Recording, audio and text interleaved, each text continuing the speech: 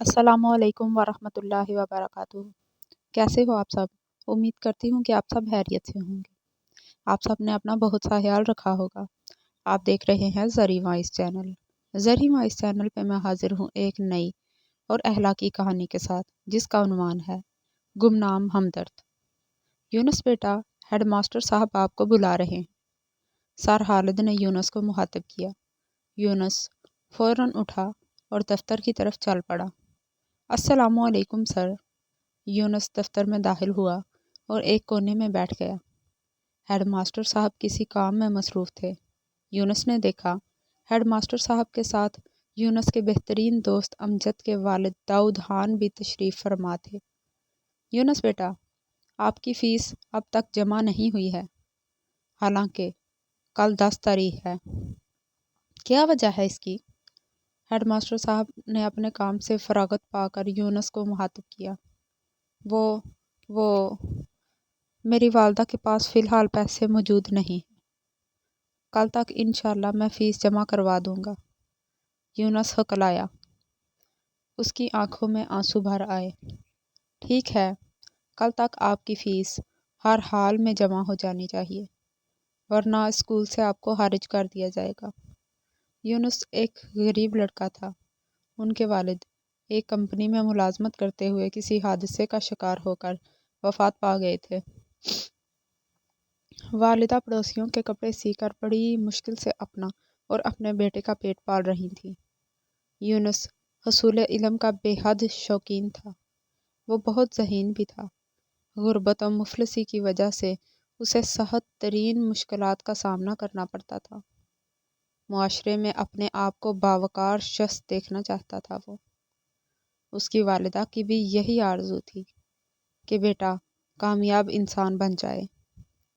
امی جان، head master صاحب نے مجھ سے فیس مانگی ہے اور ساتھ میں یہ بھی کہا ہے کہ اگر آج میں نے فیس جمع نہیں کرائی تو وہ اسکول سے مجھے نکال دیں گے۔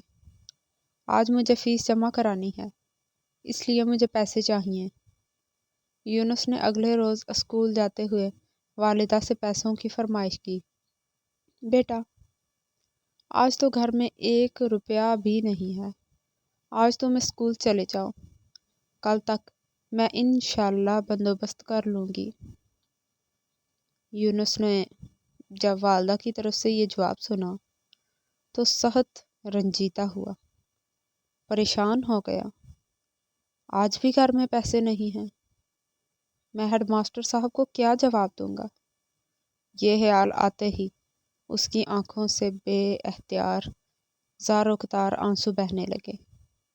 اس کی والدہ اسے دلاسا دیتے ہوئے کہنے لگی، بیٹا رو مت، اپنی کوشش اور جستجو کو جاری رکھ، اللہ تعالیٰ ضرور تمہاری مدد کریں گے۔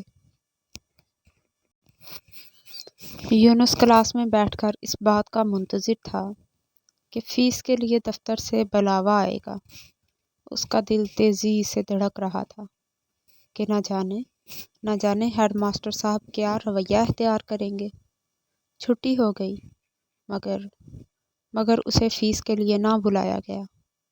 وہ حیران بھی تھا اور خوش بھی۔ حیران اس وجہ سے تھا کہ ہیڈ ماسٹر صاحب نے اس کو بلایا نہیں ہے، اور خوش اس لیے تھا کہ آج اس کی جان بچ گئی تھی۔ دوسرا اور تیسرا دن، بلکہ اب تو مہینہ گزر گیا، مگر ہیڈ ماسٹر صاحب نے دوبارہ کبھی فیس کی بات نہیں کی تھی۔ چنانچہ وہ سمجھ گیا کہ یہ ضرور اللہ تعالیٰ کی طرف سے کوئی مدد آئی ہوگی۔ کسی سے دریافت کرنے کی ہمت اسے نہ ہوئی کہ اصل معاملہ کیا ہے۔ ہیڈ ماسٹر صاحب نے دوبارہ یونس سے فیس نہیں مانگی تھی۔ ایک دن یونس کسی کام سے دفتر جا رہا تھا۔ جب وہ دفتر کے دروازے پر پہنچا تو ہیڈ ماسٹر صاحب کسی سے بات کر رہے تھے، جس میں اس کا نام لیا جا رہا تھا، یعنی اس بات میں یونس کا نام لیا جا رہا تھا۔ اس نے جب غور کیا تو پتہ چلا کہ ہیڈ ماسٹر صاحب اور داؤد خان اسی کے اخراجات سے متعلق بات کر رہے تھے۔ یونس سے رہا نہ گیا اور وہ فوراً دفتر میں داخل ہو کر ہیڈ ماسٹر صاحب سے دریافت کرنے لگا، سر، یہ گفتگو میرے اخراجات کے متعلق ہو رہی ہے۔ برائے مہربانی مجھے بھی بتا دیجیے کہ یہ کیا معاملہ ہے۔ میں نے ایک دن آپ کو دفتر میں بلایا تھا نا، اور فیس کی بات بھی کی تھی۔ اس دن سے داؤد خان نے یہ ارادہ کر لیا تھا کہ آپ کی اسکول کی فیس وہی ادا کریں گے۔ ہیڈ ماسٹر صاحب سانس لینے کے لیے رکے، پھر بولے، انہوں نے یہ بھی کہا تھا کہ میرے بارے میں کسی کو بھی نہیں معلوم ہونا چاہیے۔ میں یہ سب محض اللہ کی رضا کے لیے کر رہا ہوں۔ خیر، مگر آج تم نے معاملہ جان لیا ہے، اس وجہ سے ہم بات کو مزید نہ چھپا سکے اور ساری بات تمہیں بتا دی۔ یونس کو جب یہ معاملہ پتہ چلا تو اس کی آنکھوں سے آنسو بہنے لگے اور شکر گزار نظروں سے داؤد خان کی طرف دیکھنے لگا۔ داؤد خان نے اس کو گلے لگا لیا اور تسلی دیتے ہوئے کہنے لگے، بیٹا رو مت، محنت سے کام لو، کامیابی تمہیں مل کر رہے گی۔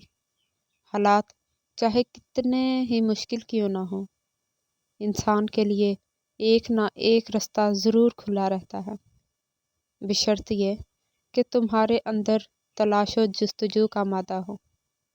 لہٰذا اپنی تعلیم پر توجہ دو، ایک دن انشاءاللہ تم معزز آدمی بنو گے۔